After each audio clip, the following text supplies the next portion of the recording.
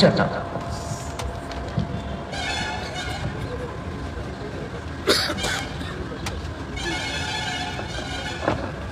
সবাইকে নমস্কার, শুভ অপরাহ্ন, যত না খুলুমকা। আজকে জিরানিয়াতে যে পরিবহন দপ্তরের যে 6টি উন্নয়নমূলক প্রকল্পের ভিত্তিপ্রস্তর এবং উদ্বোধন অনুষ্ঠান, সে উপলক্ষে আজকে আমাদের মাঝে মঞ্চে উপস্থিত আছেন একটু আগে যিনি ওনার মূল্যবান বক্তব্য রেখেছেন এবং আমাদের ত্রিপুরা সরকারের মাননীয় পরিবহন মন্ত্রী শ্রী সুশান্ত চৌধুরী মহোদয়, এবং এখানে উপস্থিত আছেন মঞ্চে Shri Ratan Kumar Das, chairman Jirania Nagar Panchayat, Shri C K Jamatia, secretary transport, government of Tripura, additional secretary Shri Subrata Chowdhury মহোদয়, উপস্থিত সবার পরিচিত মুখ বিশিষ্ট সমাজসেবী শ্রী গৌরাঙ্গ ভৌমিক মহোদয়, তাছাড়া ভার্চুয়ালি যারা আজকে এখান থেকে আমাদের সাথে যুক্ত হয়েছেন। জুলাইবাড়িতে আমাদের ত্রিপুরা সরকারের মাননীয় মন্ত্রী শ্রী শুক্লাচরণ নোয়াতিয়া মহোদয়, তেলিয়ামুড়াতে শ্রীমতী কল্যাণী রায়, আমাদের পবিত্র বিধানসভার চিফ হুইপ, এবং খোয়াইতে আমাদের honourable minister forest Shri Animesh Debbarma মহোদয়, তাছাড়া আমাদের মাননীয় বিধায়ক পিনাকি দাস চৌধুরী মহোদয় উপস্থিত আছেন। মেলাঘরে আমাদের সাথে উপস্থিত আছেন ভার্চুয়ালি শ্রী কিশোর বর্মন, অনারেবল এমএলএ নলচর, এবং শান্তির বাজার শ্রী মহিলা প্রমুখ আমাদের অনারেবল এমএলএ, তাছাড়া অন্যান্য যারা এখানেও আছেন এবং অন্যান্য যে জায়গাগুলো আমি নাম বললাম, যারা নির্বাচিত জনপ্রতিনিধিগণ বিভিন্ন স্তরের এবং পরিবহন দপ্তরের কর্মকর্তাগণ, বিশিষ্ট ব্যক্তিবর্গ, বিশাল সংখ্যায় উপস্থিত মা ও বোনেরা, ভাইয়েরা এবং সাংবাদিক বন্ধুরা, সবাইকে আমি হার্দিক অভিনন্দন ও শুভেচ্ছা জানাতে চাই। অত্যন্ত আজকে খুশির দিন, খুবই খুশির দিন যে আজকে পরিবহন দপ্তরের উদ্যোগে যে 5টি নতুন প্রকল্পের ভিত্তিপ্রস্তর স্থাপন এবং একটি প্রকল্পের যে উদ্বোধন আজ আমরা এখানে করলাম, এটা পরিবহন দপ্তরের ইতিহাসে তো বলবই, আমাদের ত্রিপুরা সরকারের ইতিহাসেও আমার মনে হয় একটা নতুন পালক আজকে বুঝল। আমি এর জন্য এখানে উপস্থিত সবাইকে হার্দিক অভিনন্দন ও শুভেচ্ছা জানাচ্ছি। বন্ধুগণ, কিছুদিন আগেও আমাদের 72nd যে এনইসির যে বৈঠক এখানে ত্রিপুরাতে হয়েছিল, সেখানেও আমাদের যশস্বী গৃহমন্ত্রীজি শ্রী অমিত শাহজি এসেছিলেন। উনি কি বললেন? উনি মাননীয় প্রধানমন্ত্রী নরেন্দ্র মোদীজির যে কথা সবসময় বলেন, সেই কথাটাই উনি উল্লেখ করেছেন। কি বলেছেন? যে আমাদের যে 8টা রাজ্য নর্থ ইস্টার্ন রিজনে আছে, সেইগুলোর যদি ডেভেলপমেন্ট না হয়, এই 8টায় যে অষ্টলক্ষ্মী নাম দিয়েছেন মাননীয় প্রধানমন্ত্রী, সেই অষ্টলক্ষ্মীর যদি উন্নয়ন না হয়, তাহলে ভারতবর্ষ কোনোদিন উন্নয়ন হবে না। এবং সেই দিশায় কিন্তু কাজ হচ্ছে। এবং আজকে আমরা ভাগ্যবান যে মাননীয় প্রধানমন্ত্রীজি 2014-তে যখন প্রধানমন্ত্রীর দায়িত্ব নিলেন, আমরা দেখতে পাচ্ছি যে অ্যাক্ট ইস্ট পলিসির মাধ্যমে আজকে পুরো নর্থ ইস্টার্ন রিজনে যেভাবে ডেভেলপমেন্ট হচ্ছে, সেটা আগে আমরা কোনোদিন দেখিনি। আমরা জীবনকে আজকে 35 বছর এই কমিউনিস্টদের শাসনকালে, তার আগে 5 বছর জোট আমল কংগ্রেসের রাজত্বে, এবং তার আগেও আরো যদি আমরা দেখি ডাইরেক্টলি অর ইনডাইরেক্টলি এই কমিউনিস্টদের মদতে যে সরকার ছিল, সেই সরকারের আমলে আমরা ত্রিপুরার উন্নয়ন আমরা ভাবলাম এইভাবেই বুঝি জীবন।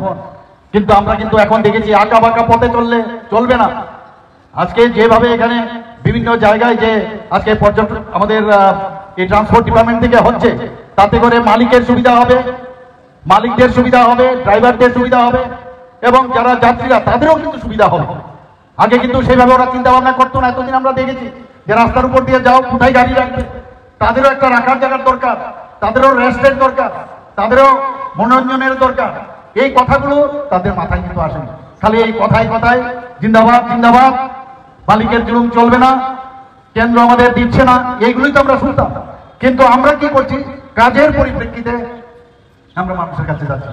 মাননীয় প্রধানমন্ত্রী বারবার বলছেন যে কাজের কোনো বিকল্প নেই, এবং সেটা কিন্তু আমরা দেখতে পাচ্ছি। হীরা মডেল আমাদের দিয়েছেন মাননীয় প্রধানমন্ত্রী, হীরা মডেল আমাদের দিয়েছেন, ন্যাশনাল হাইওয়ে দিয়েছেন, 6টা ন্যাশনাল হাইওয়ে। আজকে একটু আগে আমাদের মাননীয় মন্ত্রী বাহাদুর বলেছেন, আপনাদের এখানকার প্রিয় বিধায়ক উনি নিজে বলেছেন যে কিভাবে আজকে এই 6টা ন্যাশনাল হাইওয়ে আমরা ডেভেলপ, প্রায় 40% উপরে এখন ডেভেলপমেন্ট হয়ে গেছে। বাকিগুলো শেষের পথে, বিভিন্ন সময়ে যে নির্দিষ্ট সময় দেওয়া হয়েছে সেই সময়ে সেগুলো শেষ হবে। মানুষ আগে এক জায়গা থেকে আরেক জায়গায় যেতে কত কষ্টের মধ্যে যেত, সেই জায়গায় আজকে এত স্মুথ রান হচ্ছে।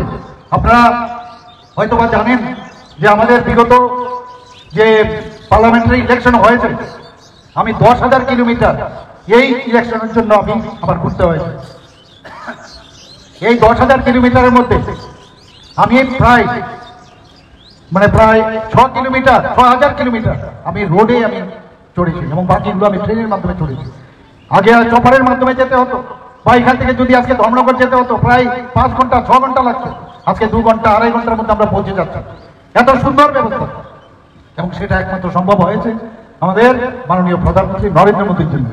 আমাদের এখানে ইন্টারনেট, এত ভালো ইন্টারনেট, আজকে আমাদের মুম্বাই এবং চেন্নাইয়ের পরে 3য় স্থানে আমাদের ত্রিপুরার ইন্টারনেট, এবং সেইভাবে আমাদের ত্রিপুরার সমস্ত মানুষ তার যে সুফল সেটা আমরা কিন্তু পাচ্ছি। আজকে রেলওয়ের কথা বললে, আপনাদের এই জিরানিয়ার উপর দিয়েই রেল লাইন যায়। এখানে গত কয়েকদিন আগে এখানে ট্রায়াল রান হয়ে গেছে, নিশ্চয়ই আপনারা দেখেছেন বা শুনেছেন যে ইলেকট্রিকের মাধ্যমে যে ট্রায়াল রান হয়েছে, যে আগামী দিনে মালগাড়িও আসবে, আমাদের যারা মানুষজন আছে তারাও কিন্তু প্যাসেঞ্জার ট্রেন সেগুলো আসবে। এতগুলো ট্রেন আজকে সারা ভারতবর্ষের বিভিন্ন রাজ্যের সাথে যুক্ত হয়েছে, যেটা আমরা কোনোদিন ভাবিনি বন্ধুগণ।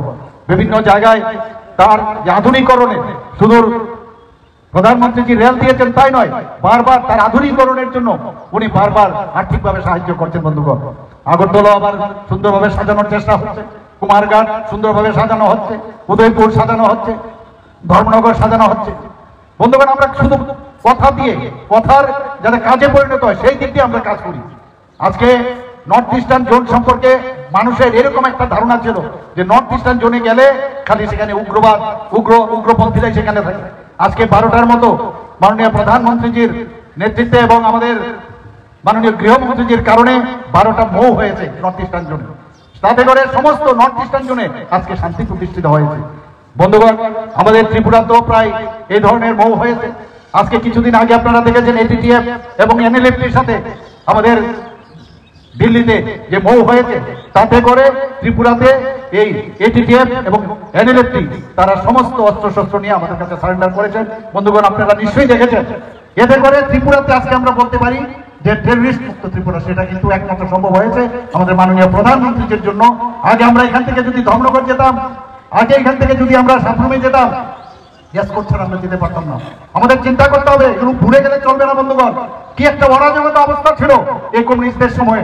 সমস্ত কলেজ, সমস্ত ক্লাব, সমস্ত পাড়ায় পাড়ায় যে উশৃঙ্খল যে অবস্থা ছিল, সেগুলো কিন্তু ভুলে গেলে চলবে না। কোন সন্ত্রাস আমরা দেখতাম, নির্বাচনোত্তর সন্ত্রাস, নির্বাচনের আগে সন্ত্রাস, নির্বাচনের সময় সন্ত্রাস, এগুলো আমরা দেখতাম।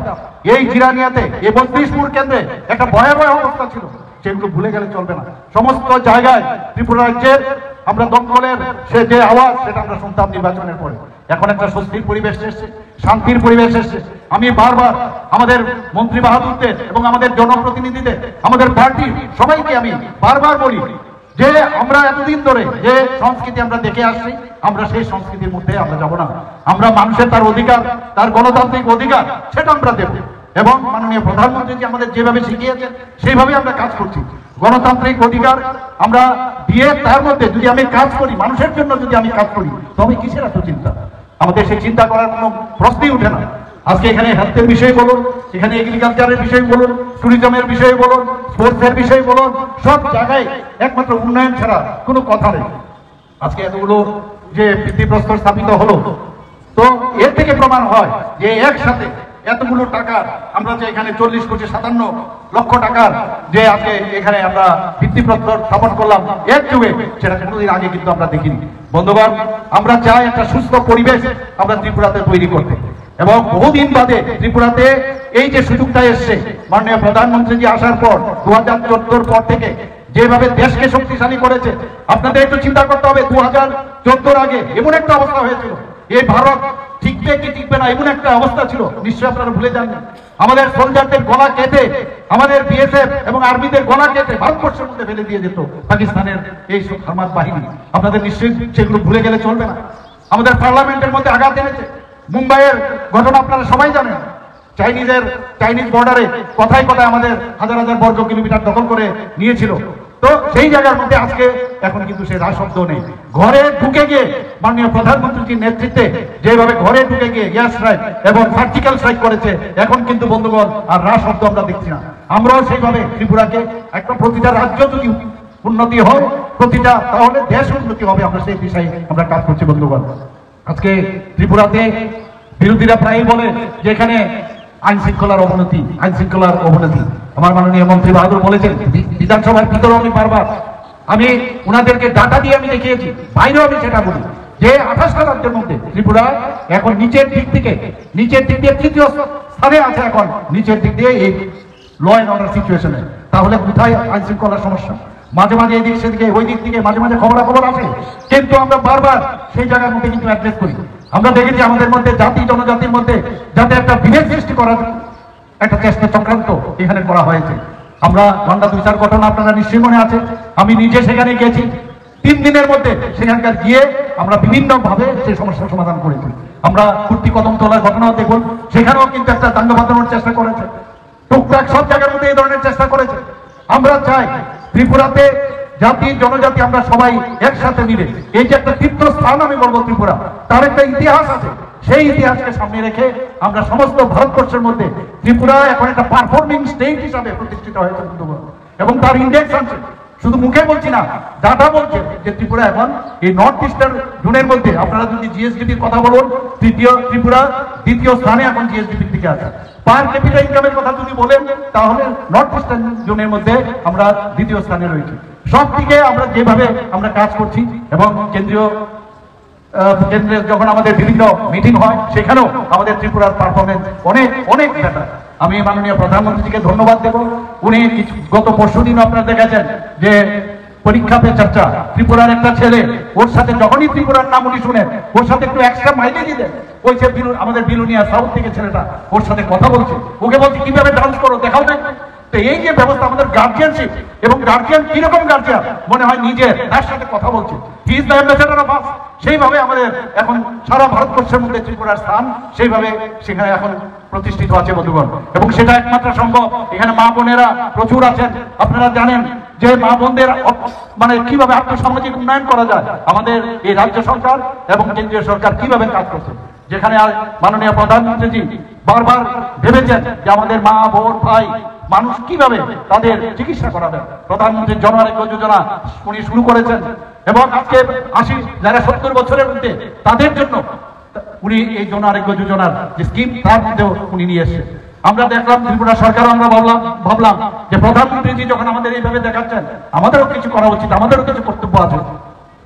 তো এই যে ক্যাপিং আছে প্রধানমন্ত্রী জন আরোগ্য যোজনা কে পাবে, সেই জায়গা থেকে বেরিয়ে ত্রিপুরা একমাত্র রাজ্য সারা ভারতবর্ষের মধ্যে যেখানে মুখ্যমন্ত্রী জন আরোগ্য যোজনা আমরা শুরু করলাম।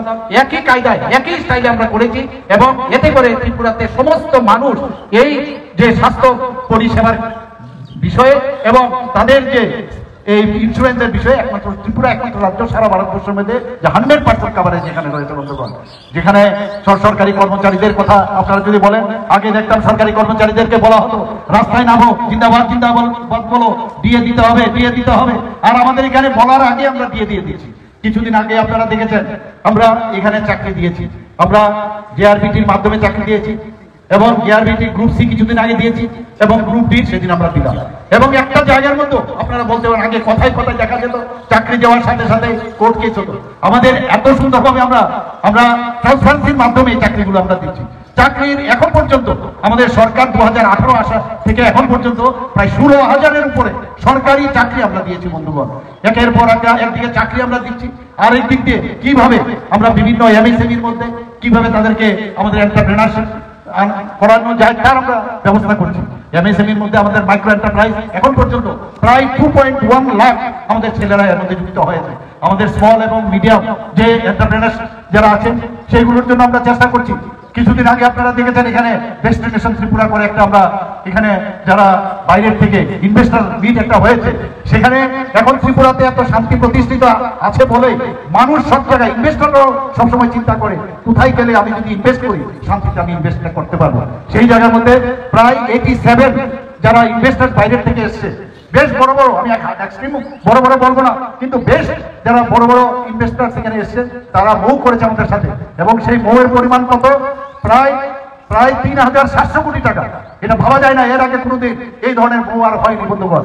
এখানে স্বাস্থ্য ক্ষেত্রেই হোক, বিভিন্ন যেসব মানে তারা যে স্কিম নিয়ে এসছে সেই স্কিমের উপর ভিত্তি করে আমরা মৌ করেছি ত্রিপুরা সরকারের, এবং আমরা বিভিন্ন জায়গায় আমাদের ট্যুরিজম যাতে এখানে ত্রিপুরাতে ডেভেলপ করতে পারে, ট্যুরিজম যাতে আরো বেশি করে মানুষ ত্রিপুরা সম্পর্কে জানে, আমাদের ট্যুরিজম মিনিস্টার যিনি ট্রান্সপোর্ট মিনিস্টার, ওনার উদ্যোগে বিভিন্ন প্রকল্প উনি নিয়েছেন, সেটা কিন্তু আমরা দেখতে পাইনি। এখন আমরা সেটা দেখতে পাচ্ছি, ত্রিপুরাকে মানুষ জানতে পারছে। আমাদের মাতা ত্রিপুরা সুন্দরী মন্দির এর মধ্যে কয়েক মাসের মধ্যে সেটা আমরা আশা করি যে এটা আমাদের মাননীয় প্রধানমন্ত্রীজির মাধ্যমে সেটার উদ্বোধন আমরা করবো। এটাও প্রায় কমপ্লিটের পথে বন্ধুগণ। মাতা ত্রিপুরা সুন্দরী প্রায় আমাদের মাননীয় মন্ত্রী বাহাদুর বললেন আগামী মাসে সেটা উদ্বোধন হয়ে যাবে, এবং সেটাকে সামনে রেখে আগামী দিন ত্রিপুরাকে আরো বেশি করে সারা ভারতবর্ষের তথা সমস্ত পৃথিবীর মানুষ জানবে। বন্ধুগণ, আমাদের এখানে একটা 5 স্টার হোটেল আমরা তৈরি করার চিন্তা ভাবনা করছি। এর মধ্যে হয়তো বা মৌ হয়ে যাবে। সেটা কি হবে? সেখানে হেরিটেজ 5 স্টার হোটেল। এটা কিন্তু সারা ভারতবর্ষের মধ্যে মাত্র 6টা হেরিটেজ হোটেল এই ধরনের আছে। এটা টাটা গ্রুপের সাথে আমাদের কথাবার্তা হয়ে গেছে, এখন খালি মৌয়ের খালি বাকি রয়েছে। এতে করে কি হবে যে মানিক্য ডাইনেস্টি যে তাদের যে ইতিহাস মানুষ সারা পৃথিবীর মানুষ জানতে পারবে। রেট্রোফিটিং করে ওদের ইতিহাসকে আমরা অক্ষত রেখেছি। প্রায় 17 কোটি টাকা তার জন্য খরচ করেছি, ওনারা 250 কোটি টাকার মতো খরচ করবে।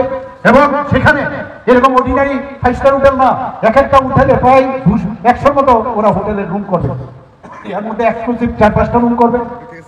এক একটা রুমের প্রতিদিন দাম শুনলে আপনারা অবাক হয়ে যাবেন, আমিও অবাক হয়ে গেছি, প্রায় 2.5 লক্ষ টাকা। কিন্তু এই 2.5 লক্ষ টাকা কোথা থেকে কারা আসবে? তারা আসবে বিদেশ থেকে, চার্টার প্লেন করে এখানে আসবে, আর বাকিগুলো নর্মাল যেরকম থাকে সেরকম ভাবে থাকে। তো এই ধরনের এটা একটা গেম চেঞ্জিং হবে, আগামী দিনে গেম চেঞ্জার হবে ত্রিপুরার জন্য। যখন বাইরের থেকে এই ধরনের লোক আসবে, যারা টাটার যারা তাদের যে চেইন আছে, তাদের যে এই ধরনের চেইন এই হোটেল ইন্ডাস্ট্রিতে, তারা যখন আসবে এখানে হোটেলে শুধু থাকার জন্য আসবে না, ত্রিপুরাকে জানবে, মানিক্য ডাইনেস্টি সম্পর্কে জানবে, এবং সেখান থেকে ওরা কবিপুরা যাবে, আমাদের ত্রিপুরা সুন্দরী মন্দিরে যাবে, আমাদের বিভিন্ন যেসব টুরিস্ট স্পটগুলো আছে সেই সমস্ত জায়গায় ছবিগুড়া থেকে আরম্ভ করে, আমাদের প্রজাপতি পার্ক থেকে আরম্ভ করে, রুদ্রসাগর থেকে আরম্ভ করে, আমাদের ঊনকোটি সব জায়গায় ওনারা যাবেন। তাতে করে 200 যারা আমাদের ভাই বোনেরা আছেন সেখানে কিন্তু তারা কর্মসংস্থানের সুযোগ হবে। এটা গেল ডাইরেক্ট। আর ইনডাইরেক্টলি গাড়ি ঘোড়া ইত্যাদি সব দিক দিয়ে, খাওয়া থেকে আরম্ভ করে সব দিক দিয়ে সেখানেও কিন্তু মানুষ তার সুযোগ পাবে। আমরা সেইভাবে চেষ্টা করছি যে কিভাবে এই ত্রিপুরাকে এক ত্রিপুরা শ্রেষ্ঠ ত্রিপুরা আমরা তৈরি করতে পারি। আমি নিশ্চিত যে এতদিনের যে আমরা কাণ্ড কারখানা দেখেছি, আমি এখনো জানি অনেকে বিরোধী দলের, আমি নাম বলবো না, আমার কাছে খবর আছে, ওরা দেখছে যে তোমার খুশিতে আমি দুঃখী, তোমার খুশিতে আমি দুঃখী, এখনো চেষ্টা করছে কিভাবে উগ্রপন্থা আবার ত্রিপুরাতে তৈরি করা যায়। বন্ধুগণ, আবার আমি ওনাদেরকে হুঁশিয়ার দিচ্ছি, এবার কিন্তু ছাড় দেওয়া হবে না। কেউ যদি উগ্রপন্থী আবার শুরু করে, এখানে সমস্ত খবর আছে, আমাদের সাথে মাননীয় প্রধানমন্ত্রী যে আছে, কাউকে ছাড় দেওয়া হবে না। বহু কষ্টে একটা শান্তির পরিবেশ আমরা ত্রিপুরা রাজ্যে আমরা তৈরি করতে পেরেছি। বন্ধুগণ, আমরা সব থেকে চাই সমস্ত স্তরে সর্বাঙ্গীন উন্নয়ন আমরা চাই। এডুকেশন ডিপার্টমেন্টে হোক, আমরা কৃষিক্ষেত্রে হোক, হর্টিকালচারে হোক, সব কিছু আমাদের কাছে সমস্ত পাওয়ার আছে। বন্ধুগণ, কিরকম পাওয়ার? কারণ আপনারাই হচ্ছেন আমাদের আসল শক্তি। এত বড় একটা প্ল্যান হয়ে গেল।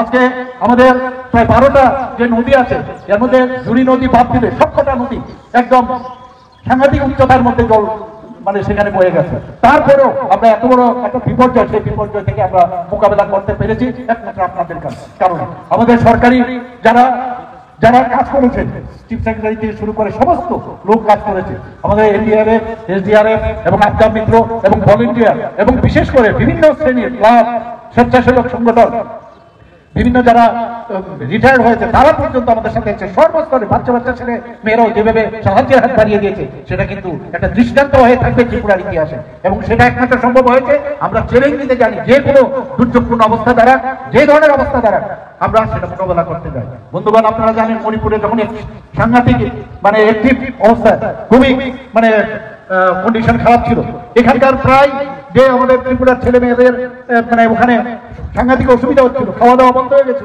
তাদের গার্জিয়ানরা আমাদের কাছে এসে বলছে তাড়াতাড়ি আমাদের ছেলে মেয়েদের বাঁচান। আমাদের ডাবল ইঞ্জিন সরকারের একটা উদাহরণ আপনাদের দিতে চাই বন্ধুগণ। আমি রাত্রিবেলা যখন এভিয়েশন মিনিস্টারের সাথে আমি কথা বলি, আমাদের কেন্দ্রীয় এভিয়েশন মিনিস্টার উনি সাথে সাথে রাত্রে 12টার সময় উনি ফ্লাইট দিয়েছেন এবং পরের দিন এই দুবারে ফ্লাইট দিয়ে প্রায় 250-র উপরে ছাত্রছাত্রীদেরকে আমরা মণিপুর থেকে অক্ষত অবস্থায় ত্রিপুরাতে আমরা নিয়ে এসেছি বন্ধুগণ, এবং তাদের জন্য 1 পয়সাও তাদের দিতে হয়নি। ত্রিপুরা সরকার আমরা সেটা বহন করেছি। আমরা জানি কোনো সমস্যা হলে কিভাবে সমাধান করতে হয় সেটা আমরা জানি। আমরা কুমারঘাটের রথের ঘটনা আপনারা জানেন, যখন সেখানে বিদ্যুৎপৃষ্ট হয়ে বহু আমাদের নাগরিকরা মারা গেছে, সেখানে আমি রাত্রিবেলা ট্রেনে করে সেখানে গেছি এবং আমরা ওখানকার জানি এমএলএ থেকে শুরু করে সবাই মিলে আমরা যেভাবে ওদের পাশে দাঁড়িয়েছি, মাননীয় প্রধানমন্ত্রীজিও তাদেরকে সাহায্য করেছে বন্ধুগণ। আমরা যে কোনো সমস্যা হলে খুব সিরিয়াসলি আমরা নিই, মনে হয় যেন আমার ঘরের সমস্যা, তো সেইভাবে আমাদের সরকার সেভাবে কাজ করে।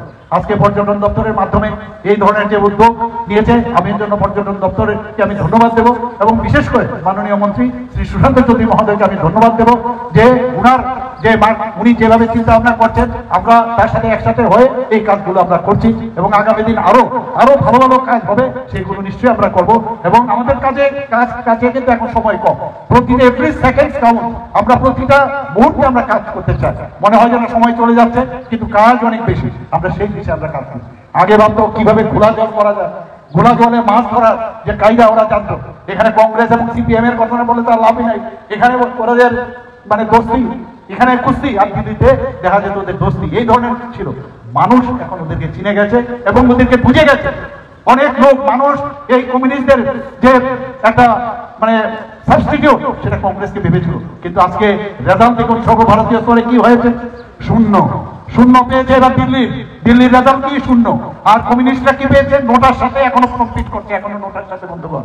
তো এতে করে প্রমাণ করছে একের পর এক রাজ্য যেভাবে ভারতীয় জনতা পার্টি আসবে, আর বাকি 1-2টো বাকি আছে, আগামী দিন আপনারা দেখবেন সেগুলো আমরা দিচ্ছি এবং মাননীয় প্রধানমন্ত্রীজি আমাদের সাথে আছে, নিশ্চয়ই সেটা হবে। আমি আর বেশি কিছু বলছি না, সবাইকে এখানে উপস্থিত থাকার জন্য, ভার্চুয়ালি যারা উপস্থিত আছেন সবাইকে হার্দিক অভিনন্দন জানিয়ে আমি আমার বক্তব্য শেষ করছি। নমস্কার, জয় হিন্দ।